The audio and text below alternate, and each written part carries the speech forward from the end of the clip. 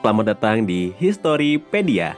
Bersama saya, Gilang Aji Pangestu, kita akan membahas materi-materi sejarah, baik itu sejarah Indonesia maupun sejarah dunia. Pada kesempatan kali ini, kita akan membahas suatu materi sejarah, utamanya sejarah di Indonesia, yakni materi tentang Islam dan Nusantara. Seperti yang kita ketahui ya, bahwasanya Islam di Indonesia itu menjadi agama mayoritas ya. Kebanyakan orang Indonesia itu beragama Islam. Islam tidak serta-merta muncul di Indonesia. Karena seperti yang kita ketahui bahwasanya Islam itu berasal dari daerah Arab. Daerah Arab tepatnya di Mekah, yang mana Islam itu dibawa oleh seorang nabi, yakni Nabi Muhammad SAW, yang pada akhirnya diajarkan kepada umat manusia sebagai petunjuk gitu kan ya, yang mana di Islam pun memiliki kitab, yakni kitab Al-Quran. Tadi dibilang bahwasanya Indonesia itu tidak serta-merta masuk agama Islam. Tidak semerta-merta muncul agama Islam di Indonesia, melainkan ada proses masuknya ke agama Islam ke Indonesia. Karena sebelum agama Islam masuk, Indonesia itu kebanyakan itu beragama Hindu dan Buddha. Nah, maka dari itu kita bisa lihat proses masuknya agama Islam dengan kita bisa melihat bukti-buktinya. Yakni ada yang pertama, buktinya itu adalah adanya makam di Indonesia. Ada pemakaman Muslim di Tralaya, pun juga ada nisan Fatimah binti Maimun di Leran, Gresik. Pemakaman tersebut membuktikan bahwasanya Islam itu sudah ada pada masa itu, gitu kan ya. Di Tralaya, tepatnya itu dulu daerah Majapahit, yang mana ketika zaman Majapahit juga sudah mulai muncul orang-orang Islam di Majapahit, cuman masih belum mendominasi seperti itu. Lalu bukti yang kedua adalah adanya bukti catatan, yang mana beberapa catatan itu muncul sebagai penguat bahwa Islam itu pernah ada di Indonesia. Seperti yang pertama, adanya catatan dinasti Tang. Catatan ini menjelaskan bahwasanya pada abad ke-7 telah ada pemukiman pedagang Arab di Baros, sebuah kota kecil di pantai barat Sumatera Utara. Lalu ada catatan Marco Polo yang memberitakan adanya kerajaan Islam di Pulau Sumatera bagian utara bernama Samudra Pasai. Yang nanti Samudra Pasai itu menjadi kerajaan Islam pertama di Indonesia. Seperti itu. Lalu yang ketiga, yakni ada catatan Mahuan ya, yang mana itu memberitakan bahwa pada awal abad ke-15 sebagian masyarakat kota di pantai utara Jawa telah memeluk agama Islam. Lalu ada karya dari Tom Peirce yang berjudul itu Suma Oriental. Itu pun menjelaskan bahwasanya pada awal abad ke-16 di daerah pesisir timur Sumatera dan Aceh sampai ke Palembang sudah banyak masyarakat yang beragama Islam. Hal tersebut menjadi bukti bahwasanya Islam datang ke Indonesia dibawa oleh para pedagang seperti itu. Itu terkait bukti bahwasanya adanya Islam. Lanjut, kita beralih ke slide selanjutnya mengenai Islam masih ya. Kayak tadi disampaikan bahwasanya dari bukti-bukti tadi menunjukkan bahwa Islam itu memang masuk ke Indonesia. Pun juga dibuktikan dengan adanya kota-kota di pinggir pantai, di pinggir laut yang memang itu pusat perdagangan. Kebanyakan itu menjadi kota-kota dagang yang beragama Islam. Kayak gitu disebutnya bandar-bandar Islam di sana. Jadi memang para pedagang itu sangat berpengaruh terhadap munculnya agama Islam di Indonesia atau di Nusantara. Seperti itu. Lanjut, di sini ada 7 alasan Islam kenapa mudah masuk ya. Silakan kalian perhatikan. Yang pertama, Syarat masuknya itu mudah, ya. Kalau kita masuk ke agama Islam itu mudah, nggak perlu susah-susah ya. Hanya kita harus menyampaikan atau mengucapkan 2 kalimat syahadat. Itu syarat masuk ke agama Islam. Gitu. Itu syaratnya mudah ya. Hanya mengucapkan 2 kalimat syahadat dan akhirnya kita sholat. Lalu yang kedua, ibadahnya itu sederhana ya. Jadi ibadah agama Islam itu cuman sholat ya. Ibadah utamanya itu sholat, ngaji, puasa gitu kan ya. Naik haji itu ibadahnya agama Islam. Jadi sangat sederhana, nggak ribet ya untuk Islam sendiri. Terus yang ketiga, tidak ada pembagian kasta. Seperti yang kita ketahui bahwasanya di agama sebelumnya Hindu itu ada pembagian kasta. Ada orang pedagang, ada kaum ksatria, ada kaum sudra, ada kaum brahmana, ada kaum waisya. Gitu kan ya. Tapi kalau di Islam itu nggak ada pembagian kasta. Mau dia itu pejabat, mau dia itu gembel sekalipun gitu kan ya, kita itu sama. Nggak ada pembatas bahwa si gembel tuh nggak boleh ibadah, atau si gembel tuh nggak boleh kenal dengan pejabat. Enggak, di Islam itu semuanya sama. Yang membedakan adalah tingkat keimanan dan ketakwaan kita di hadapan Allah, kayak gitu. Yang keempat, aturan tuh fleksibel. Maksudnya di sini adalah di Islam itu enggak mengajarkan untuk mengikat gitu kan ya. Kayak misalnya kita sekarang nggak bisa sholat sambil berdiri. Islam memudahkan, diberikan rukhsah atau kemudahan dengan cara bolehlah kalian sholat dengan duduk. Nggak bisa duduk, boleh sholat dengan tidur, kayak gitu. Itu di Islam. Lalu puasa, kita diwajibkan puasa. Tapi kalau kita sakit gimana? Ya nggak apa-apa kita nggak puasa, tapi kita bisa ganti di lain hari puasanya. Nggak bisa lagi puasa di lain hari, bisa diganti dengan membayar fidyah dan lain-lain. Gitu. Jadi Islam itu sangat fleksibel aturannya. Lalu yang kelima, Islam itu mudah dipahami. Maksud di sini adalah, jadi Islam itu tidak sulit dalam pembelajarannya. Karena Islam yang masuk ke sini itu kan disebarkannya itu dipengaruhi oleh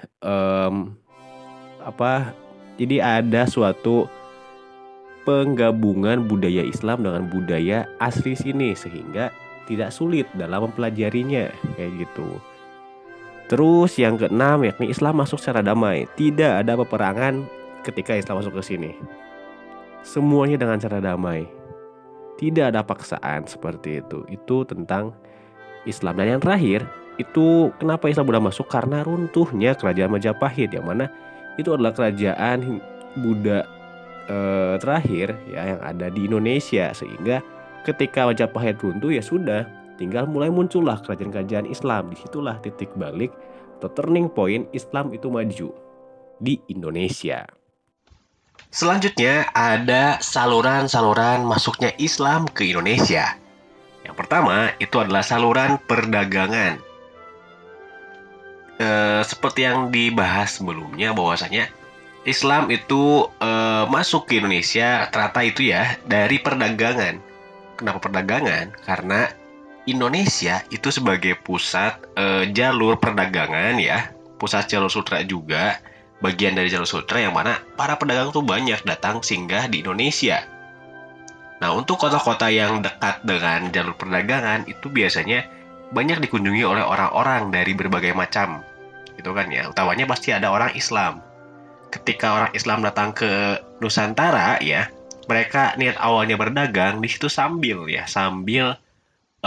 menyampaikan agama Islam, sehingga banyak para pedagang yang akhirnya masuk ke Islam. Utamanya di daerah Lamuri Aceh, Barus dan Palembang di Sumatera, Sunda Kelapa dan Gresik di Jawa. Itu tentang perdagangan. Lanjut, yang kedua yakni saluran perkawinan ya.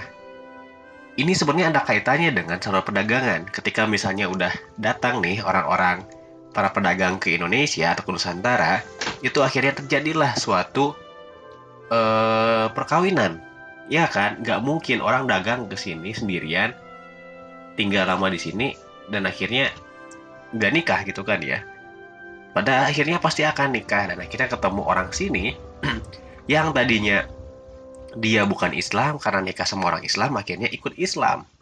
Seperti itu. Sehingga syarat perkawinan juga menjadi sarana untuk pengislaman di Indonesia. Lalu yang ketiga yakni ada saluran dakwah. Jadi setelah adanya perkawinan dan ada perdagangan juga, dan akhirnya nanti mungkin membentuk suatu kampung yang namanya kampung Islam. Kalau sekarang mungkin banyak itu ya kampung Arab di berbagai kota. Itu mungkin salah satu bukti bahwa dulunya ada kampung Islam kayak gitu. Nah, untuk saluran dakwah tersebut ini ya disampaikannya itu oleh para wali ya, para mubalik dan juga para kiai, dan utamanya itu para wali yang kita kenal dengan namanya Wali Songo. Songo artinya 9, wali ya wali, jadi 9 wali gitu kan ya. Nah, dari ke-9 wali tersebut menyebarkan dakwah-dakwah di Pulau Jawa utamanya kan ya. Jadi ada 9 wali yang menyampaikan dakwahnya di Pulau Jawa. Di antaranya ada yang pertama Sunan Gunung Jati, lalu Sunan Ampel, Sunan Giri, Sunan Derajat, Sunan Bonang, Sunan Muria, Gresik, Sunan Kudus, dan juga Sunan Kalijaga.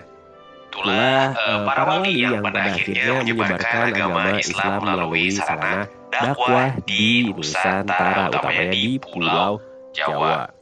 Lanjut ke saluran selanjutnya yakni saluran pendidikan, di mana di saluran pendidikan ini disampaikan melalui pesantren-pesantren yang mana itu sengaja dibuat untuk mengajarkan agama Islam kepada anak-anak dan juga para warga di Nusantara yang ingin mempelajari Islam kayak gitu. Jadi mengajarkannya itu melalui lembaga-lembaga pendidikan seperti itu. Di sana itu kita mengkaji, ngaji, dan lain-lain. Lalu setelah saluran pendidikan dilanjut dengan saluran tasawuf, di mana untuk saluran tasawuf ini itu ya mengadopsi pemikiran Hindu-Buddha dan mengkolaborasikannya dengan Islam. Di sini maksudnya adalah pada saat ini kebanyakan itu jadi kayak upacara-upacara di Hindu-Buddha yang masih relevan dan masih bisa digunakan di Islam itu digunakan. Seperti itu. Ada akulturasi antara budaya Hindu-Buddha dengan budaya Islam yang nanti menghasilkan pemikiran tasawuf juga kayak gitu. Dan yang terakhir yakni ada saluran kesenian. Untuk saluran ini coba kalian dengar ya. Kira-kira nih ini lagu apa? Lengser wengi sliramu tumake. Sudah kalian dengarkan? Menurut kalian itu lagu apa? Ya, betul. Itu lagu Kidung Menyisir Wengi. Yang mana lagu ini itu diciptakan oleh Sunan Kalijaga. Selain lagu ini, Sunan Kalijaga juga membuat lagu lain yang namanya judulnya itu Lir Ilir. Dan juga selain melalui lagu itu ya, Sunan Kalijaga juga menyebarkan Islam menggunakan wayang ya. Pertunjukan wayang dari Sunan Kalijaga itu sangat dinanti oleh orang-orang, dan juga ketika dia bertunjukkan wayang gitu kan ya, dia menyatakan tiket masuk. Tiket masuknya apa? Dengan cara bersyahadat. Jadi kalau mau masuk itu harus syahadat dulu kayak gitu.